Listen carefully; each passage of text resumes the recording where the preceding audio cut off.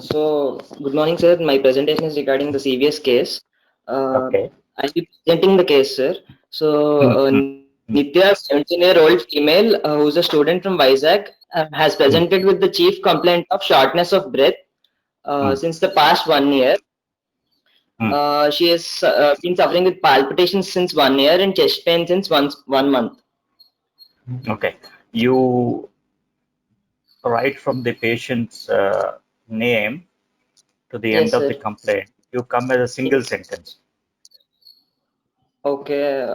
A Uh, 17-year-old female named with patient. Nitya has from Hmm, Vizag has come with the chief complaint of shortness of breath and hmm, palpitation since 1 year and chest pain hmm. since 1 month. Okay. Right. I want to ask one question. Yes, sir. What is SOB? What is SOB? Shortness of You breath, said? sir. Shortness of No, breath.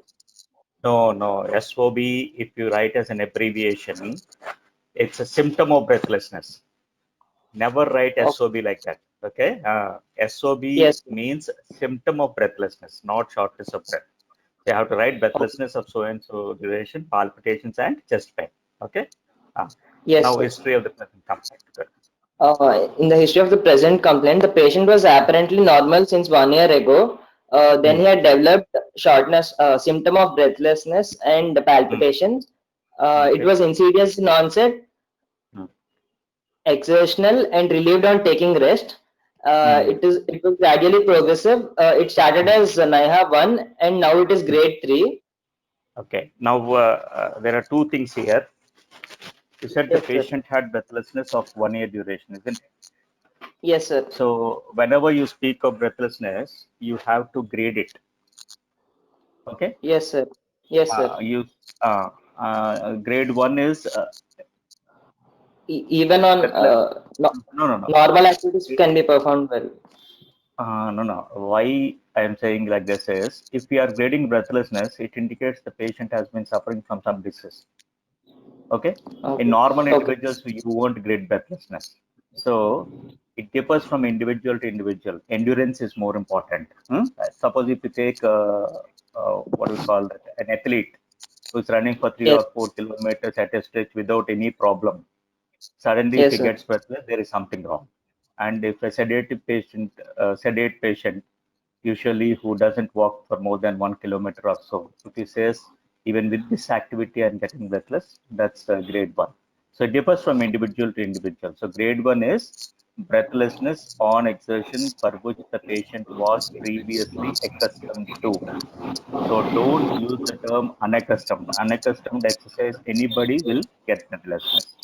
Grade two Oh, is breathlessness on walking over a steep surface and moderate activity. Steep surface or by lifting a bucket full of water. If the patient says, I'm getting breathless, that's grade two. Three is regular okay. activity. Household activities. Like every day we have to answer your natural call, you have to bathe, you have to comb, you have to dress. This is grade three. Grade four is red Yes. rest. And in the history, you have written here as NYHA. Yes, sir. Huh? You are caught. Never you have to commit NYHA right now. If you say NYHA, it means that we know that the patient has a heart disease. Okay. NYHA always should be kept to the last at the end of the diagnosis. Right. Because with this history, you do not know whether this is a cardiovascular disease or it's a respiratory disease. So never use the term NYHA as far as history is concerned. Okay. So you have to Yes, sir. say breathlessness of grade 3 and history of paroxysmal nocturnal dyspnea. Okay. Then continue. Now continue. Now you Uh, got the point.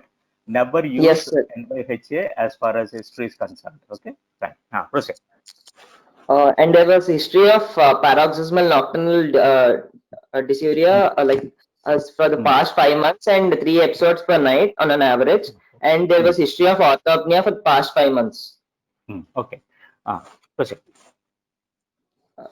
And Hmm. palpitations were present. It was Hmm. continuous, regular, And aggravated. now the question is, uh, why I'm Yes, sir. interrupting every time is I want to just clear the doubts you have. You said the patient has history of paroxysmal nocturnal dyspnea of 5 months duration, isn't it? And Yes, sir. three episodes every night. Yes, sir. Suppose if the patient has 3 episodes every night, that means it's a grievous problem, grave problem, in fact. Did she go to any doctor for treatment, or else you Uh, stayed quiet? That is the history you have to take. okay, sir. That history. The second important thing you said, the 5 months history of orthopnea also is present. Yes, sir. So both will not coexist. Remember, first it's PND, and that is the disease progress on, the patient cannot lie down at all, and the Okay. patient feels comfortable the moment she sits down. So that is orthopnea. Ortho means the patient will be happy and the patient is sitting down. So both will not occur at the same time. First it's PND, and after a few days or a few weeks, patient will have orthopnea. So here both are present. So what is the derivation you got? Breathlessness of grade 3, PND, orthopnea. It indicates the patient has left heart failure, right heart failure. Uh, right. No. It's left heart Left failure. heart failure. Left heart failure. Left heart failure means either the left atrium is damaged or left ventricle is damaged or both are damaged. Okay. Yes, It does yes, not mean the left ventricle. Left ventricle may not be damaged here, but even the left atrium also can be damaged. The patient can have these three symptoms. So yep. already you have the patient has left heart failure. You have derived it. Next, go to the next slide. The palpitations were continuous, regular, Hmm. and aggravated Hmm. on exertion and relieved on rest. Okay, good. It is not. It is not associated with polyuria, chest pain, lightheadedness, and not Hmm. preceded by loss of movement, confusion, headache, amnesia. Hmm. Okay, so what does it indicate? A patient, along with breathlessness and we are contemplating a left heart failure, also has palpitations. So what does it indicate? Palpitations indicate either the patient has rhythm disturbance. Okay, any rhythm Yes, disturbance can produce any rhythm disturbance, like a patient can have a tachycardia, or else the patient can have a supraventricular tachycardia. The patient can have a atrial fibrillation. So any rhythm disturbance can be perceived as palpitation. The second important thing is an increase in the cardiac output state. Say, for example, if the patient has anemia, fever, pyrotoxinosis, when the cardiac output increases, the peripheral resistance will decrease. And when the peripheral yes, resistance will decrease, the patient will have a reflex increase in the heart rate that is perceived as palpitation. So here the patient has both breathlessness, PND, orthopnea, and palpitations. Okay, that's good. yeah. Next question. There was history of easy fatigability for the past 1 year, and Hmm. there was history of cough, which is Hmm. 5 months, for Hmm. 5 months, and it is insidious and progressive, and it Hmm. produced red color, Hmm. and it's aggravated on exertion and lying down position. There's no history Okay. of penicillin injection, no history of sore throat with joint pain and swelling. Hmm. And see, cough is a reflex, isn't it? Yes, sir. Cough is a reflex, and don't use the term insidious when you use the word cough, and you are saying it's aggravated on exertion. So cough is occurring when the patient the patient is exerting herself, and it's 5 months duration. Don't use the term insidious. Only thing is you have to say whether it's a dry cough or a productive cough. And what do you mean by red in color? You mean Might be patient has baptizing. hemoptysis? Don't say red in color. The cough Okay. is productive. The sputum is, you have to say whether it's white or else a mucoid or something like that, associated with blood specks. If you say red in color, it's presumed that the patient has hemoptysis only. So don't use that Oh, red in color. Cough is insidious. I mean, don't use insidious once again. Cough is a 5 months duration. It's productive. Type of sputum you have to say, amount of sputum you have to say. Then you have to add, it is associated with streaks of red. Okay. yes. Then. In the past history, there's no history of similar complaints in the past, Hmm. like hypertension, diabetes, epilepsy, chest pain. Such history is not Hmm. there, sir. Okay. And in the What is treatment more history, no important in the history. past?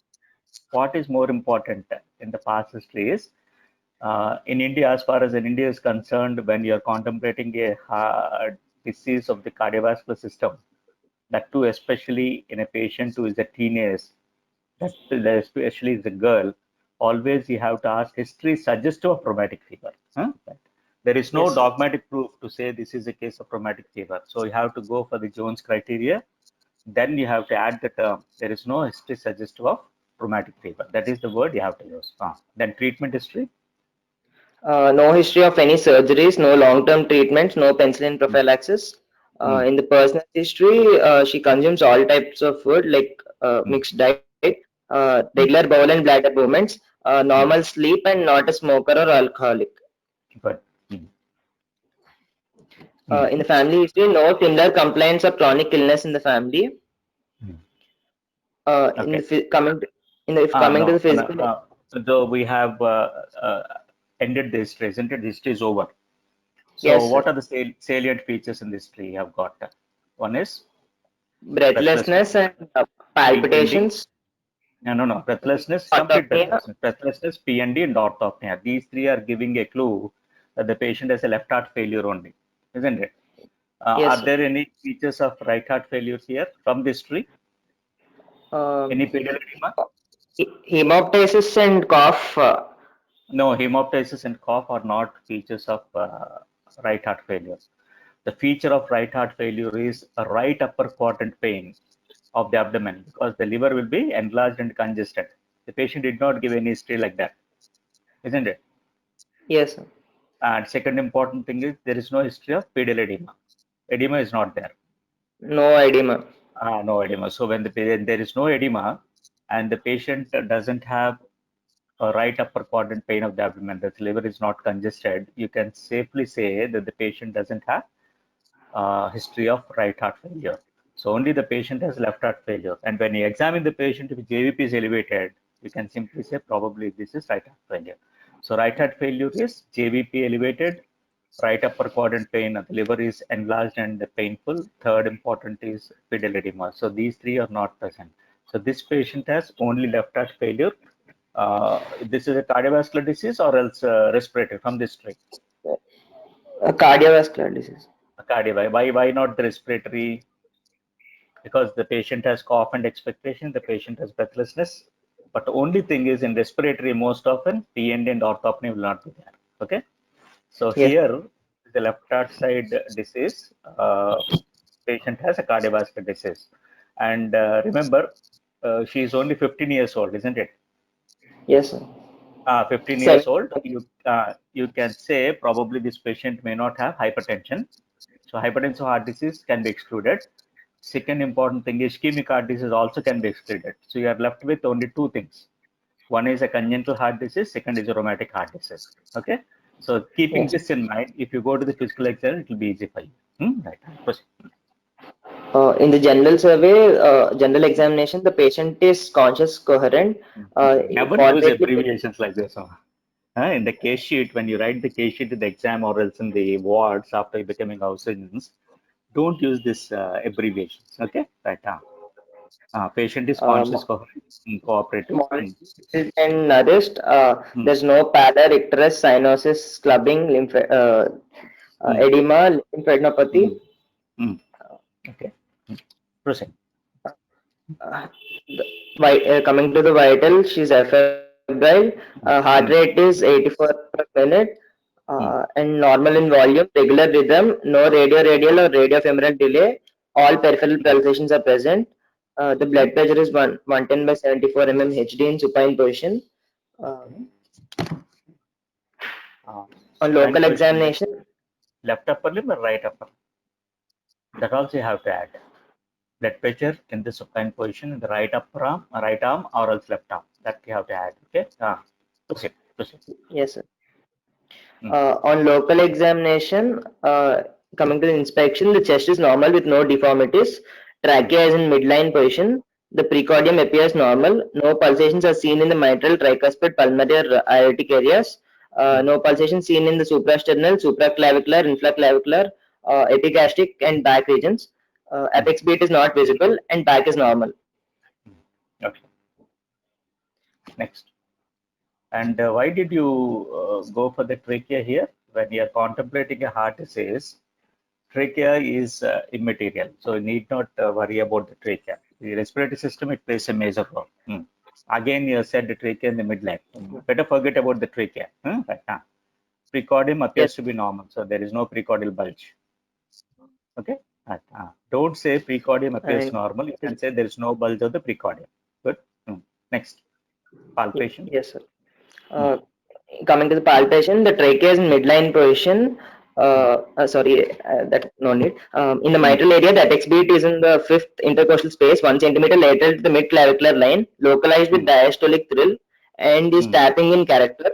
In Uh, palpation, that's why you go by areas. You see, you have written here mitral area, tricuspid area, pulmonic area, and yes, sir. aortic area, MTPA. You should not use this terminology, right? You have to, when you palpation, first of all, you have to see whether the apex is felt or not.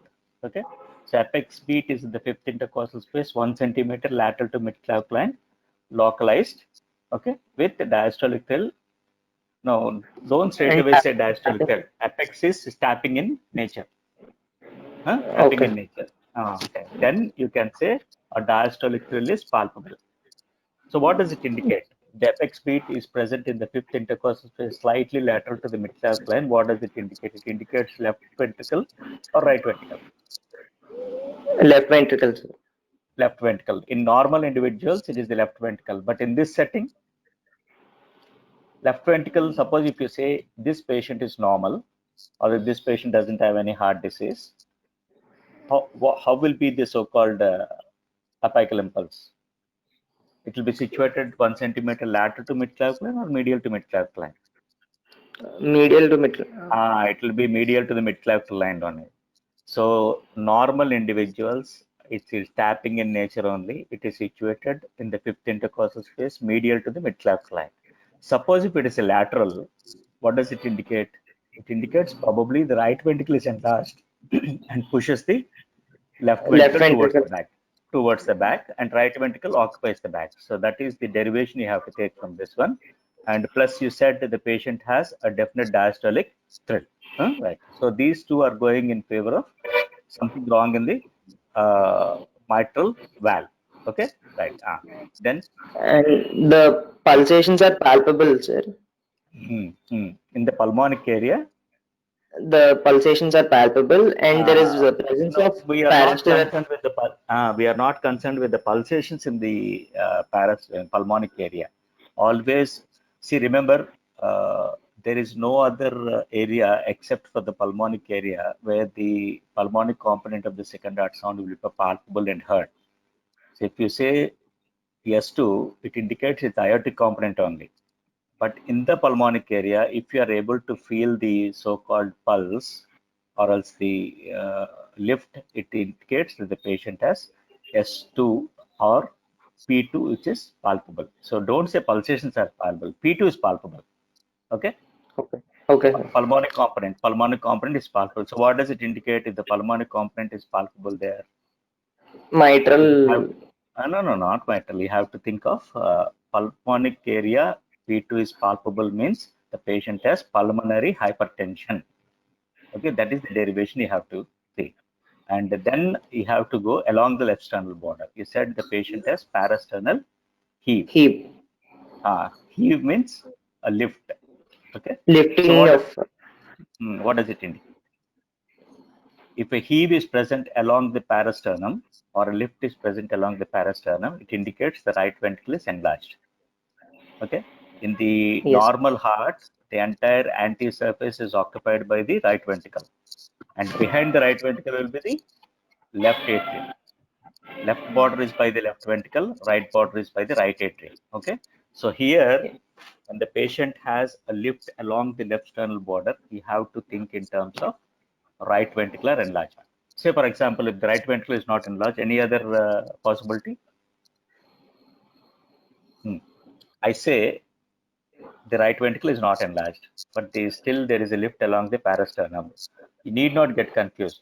Behind the right ventricle, you have the left atrium. If the left atrium enlarged also, the patient can have pulsations along the left sternal border. So two important things, right ventricle or left atrium. Now you can understand? Yes, sir.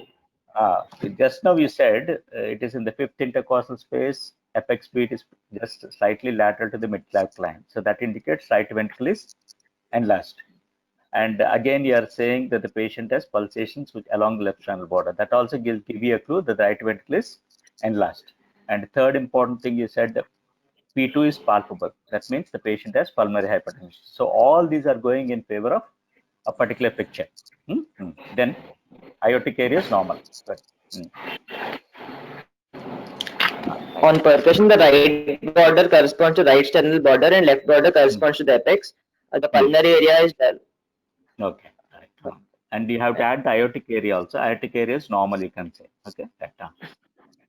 Yes, sir. Auscultation. And on auscultation, there's a mid-diastolic murmur which is harsh rumbling. No. See, don't straight away go to the murmurs. See, in auscultation, you have to specify which area you're going Loud. to auscultate.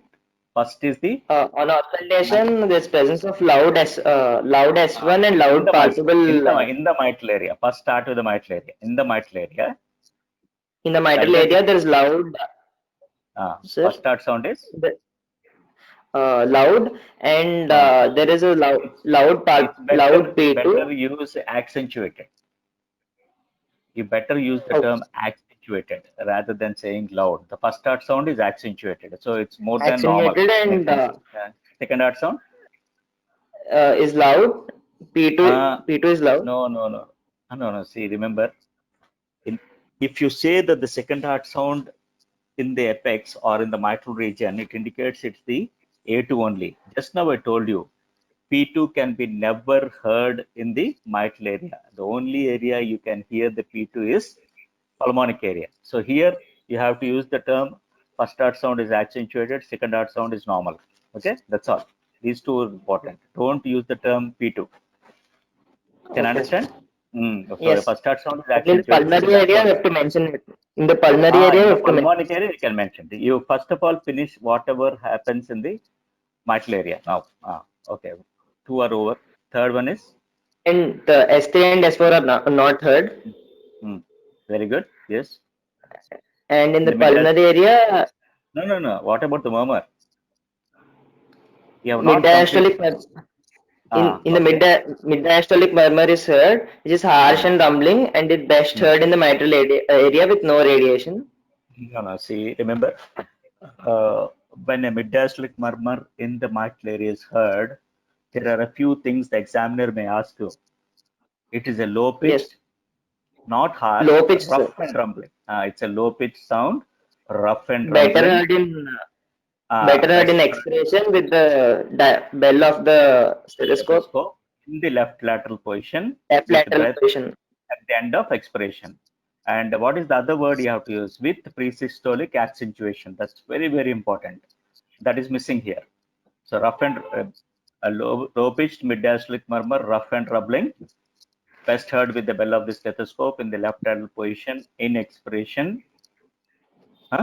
So all these Yes, sir. things with presystolic accentuation, and it is localized. It's not radiating anywhere. This is the word you have to use. Okay, because in the textbooks there is a beautiful description that you have to write here also. Good, very good. Proceed. Next. Systemic examination. No. You have not In the completed test. the other areas. Mitral area is over. Then the tricuspid area. Tricuspid area S1 and S2 are normal and no Hmm, murmur is hmm, heard. In the hmm, pulmonary area, S1 is normal. There is loud P2 and S2 split is seen. hmm. Then S2 split is heard. S2 split is S2 split heard, is and heard, sir. P2 is loud. Okay, but Loud. hmm. Uh, and in aortic area, S1 and A2 are normal and no murmur is heard. Okay, very good. S1 and S2 are normal, no murmur is heard. But what you have missed here is the Yes, sir. tricuspid regurgitation. Any evidence of tricuspid regurgitation here? No, you have to search for a tricuspid regurgitation. You said the patient has pulmonary hypertension, isn't it? Yes, sir. Because you said the S2 is loud in the P2 is loud in the pulmonic area, and the apex is situated with a mid-diastolic murmur. And what about the symptomatology? Patient has PND and orthopnea. When the patient has PND orthopnea, you make it a point, the patient definitely will be having a tricuspid regurgitation also, because the pulmonary hypertension is too much. Huh? Oh, So yes. when you speak of this one, always you have to search for a tricuspid regurgitant murmur in the tricuspid area. Okay. Here you said it is normal only, but always you have to search when you see the patient. Okay, systemic examination. Resp in the Hmm. respiratory system, the no vesicular or adventitial sounds are heard. On abdominal exam, You should not use no. What do you mean by no vesicular sound? Normal breathing is vesicular only. Huh? Respiratory system means no bronchial sounds are you have to don't say normal breathing is heard. So nobody will ask another question. If you say vesicular, it's normal. Okay, right. yes. Good. Hmm. On abdominal examination, umbilicus in the midline, no lumps or organomegaly or fully No, fluid. we are not bothered about any lumps or anything. Only thing we are bothered here is whether the liver is palpable and tender. That's all. In the abdomen, what you have to search for is the liver. Just now I told you, an elevated JVP, a palpable tender liver with pedal edema will give you a clue that the patient has right heart failure. Okay? Right. Next. So that's it, sir. I finished. Okay. So what's your diagnosis now? Here, what are the summarizing the facts right from top to bottom? Patient has a history of 1 year breathlessness, 1 year palpitations. On You have palpation, not. Why the patient has palpitations here? That I am worried here. Uh, did you tell about the pulse? Anything about the pulse? There is no mention about the pulse and BP here. Pulse is there. pulse. Yes, sir. Regular Pulse is and uh, regular. What is the rate? Go to the previous slides. The pulse. uh, Okay, it's 84 per minute, normal in volume, regular rhythm, for no radial variability from. Here you also. want to use the term normal in volume here. Hmm? You said the Yeah. BP is 110 by 74. So what does it indicate? Yes. It's a low pressure or high pressure? The Normal. pressure is somewhat low. When the patient has 110 by 74 pressure, what do you expect in the volume? Volume also will be low. So you have to be very, very careful. And according to your findings, it is a mitral valve stenosis, isn't it? Mitral stenosis Yes, only. sir. When the Yes, sir. patient is mitral stenosis, what happens to the blood from the left atrium that's coming to the left ventricle? It should be decreased or It increased? decrease. It decreases. What is Starling's law? Force of contraction is directly proportional to the initial length of the Length of the condition. So what will happen to the length of the ventricle? Is it increased or decreased? It will decrease decrease. here because it's so Decrease. what will happen to the force of contraction? It will decrease. It So will what will decrease. happen to the volume?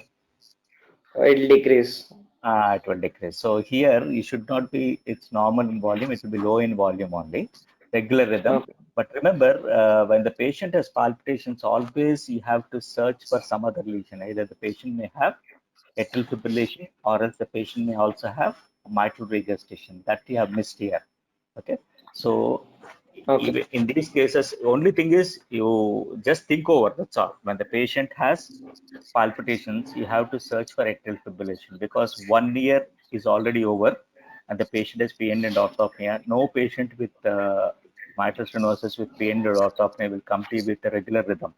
They'll come with atrial fibrillation only. So you can add here Oh, 84 per minute. Irregular, irregular. If you say irregularly regular, nobody will ask you any question. Then you can easily explain palpitations. Okay, right now. So okay. he patient has a definite mitral stenosis here. At least Okay. once. Now, Yes. why the PND has occurred here in this patient? Just think over and tell me. There's no problem. Why PND occurs in a case of mitral stenosis is what is the normal Early left sign atrial of early sign of early sign of heart failure. uh, heart failure, left heart failure, right heart failure? Left heart failure. It's left Uh, heart failure. Left heart yes. failure only. See, Yes. remember, here there's nothing wrong with the right side of the heart. Even though the right ventricle is enlarged, there is nothing wrong with the right side. Remember, in a natural history of mitral stenosis, the stenosis is present in between the left atrium and the left ventricle. Left Mitral area ventricle. is Left ventricle. uh, left ventricle and the left atrium. You have the mitral valve area. What is the normal mitral valve area? More Is than 1.5 no, to no, 10 no, millimeters. no, 5 to 10 no, no. millimeters. Mitral area is 4 to 6 centimeter square area. Okay. 4 to 6 centimeter square. And when the patient has a definite decrease to less than 1 centimeter square, then the symptoms will start. So when the symptoms will start, what will happen is the pressure falls on the left atrium. The left atrium should push the contents against a small opening. So what happens to the left atrial pressure? It increases. Increases. It increases. Increases. When it increases, what happens? The pressure will be transmitted to the pulmonary veins because the left atrium will be Pulmonary. connected to the pulmonary veins. From the Pulmonary pulmonary vein. veins, they go to the capillaries. From the capillaries, they go to the pulmonary artery, and from the pulmonary artery, where should it go? It should go to the right ventricle. Now we understand the sequence of events. Left Yes, sir. atrium, venous pulmonary veins, Pulmonary pulmonary veins, artery, capillaries. capillaries, artery, pulmonary artery, and right ventricle. And left ventricle will not be damaged in this case. So right ventricle will be damaged and left atrium will be damaged. This is the sequence of events. So when the pressure is transmitted, what will happen to the lungs? Uh, The lungs, when the Rupture patient, of bronchial veins will get ruptured. they won't get ruptured. First of all, the pressure will rise, they become thickened. What happens is when you're ambulatory, most of the blood stays in the lower limbs only because 70% of the venous blood will stay in the veins only. When the patient lies down, what happens? There'll be redistribution of fluid. Fluid from the lower end of the body slowly starts come towards the right side of the heart. From the right, where should it go? From the right atrium, they go to the right ventricle, and from the right ventricle, where should it go? They have to go into the lungs only. The Return. lungs, the alveoli will be completely Yes. filled with fluid, and the lungs should expand against a fluid barrier. So patient suddenly gets up breathless. They get a fresh Yes. supply of oxygen. Again, they go to bed after 15-20 minutes. Again, after 2 to 3 hours, the same thing happens. This is what is happening here. And as the Yes. disease progresses on, what happens is the patient will not be able to lie down. They get relief only in the sitting position. That is known as orthopnea. So here, Uh, all the three are present. Grade 3 breathlessness, the patient has orthopnea, the patient has PND. So PND. this will give be a cue. Definitely, the patient has involvement of the left side, and the right ventricle is enlarged. So prior to that, what will happen to the pulmonary artery? Pulmonary arterial hypertension also occurs. Now coming on to the diagnosis, what is the diagnosis? Entire diagnosis. Mitral stenosis. Yes, don't straight away say like that. First of all, etiological diagnosis. The commonest cause of mitral stenosis is a Rheumatic chronic heart. rheumatic heart disease. So even if the patient doesn't give you a history of rheumatic heart disease, you have to use the term chronic rheumatic heart disease. Okay, what is the lesion now? Mitral stenosis. Mitral stenosis is leading to pulmonary arterial hypertension with with is there any history of failure or not? Left heart failure. Uh, with left heart failure. What is the rhythm now? Rhythm also should be explained here. Rhythm is normal rhythm only. You said it's normal only, but actually most of these patients will have atrial fibrillation. So rhythm you can write a regular rhythm or normal sinus rhythm or atrial Eight. fibrillation, atrial fibrillation with tricuspid regurgitation. Then you have to add whether this patient has infective endocarditis or not, because this patient did not give you a history of infective endocarditis because fever is not there. Without Yes. infective endocarditis, lastly, you have to add, right now, you have to use the term NYHA. Don't straight away say in this way. Now you say NYHA classification is, what is class 1? Even he can perform normally the normal activities. Hmm. Class 2 is on short distances, he'll be No, having, no, no, let's say, not like that. The best way to remember is patient has heart disease, patient is normal at rest, more than ordinary activities is producing the symptoms. That is class 1. Okay. More okay, than sir. ordinary activity is producing symptoms class 1. Class 2 is ordinary activity also is producing symptoms.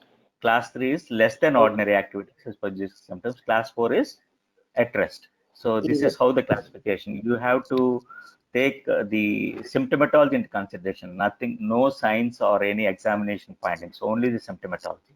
So NFIHA class 3 or 4, you have to write. At first, the patient is comfortable. So any activity slightly less than ordinary also is producing. So you can say patient is in class 3 or class 4.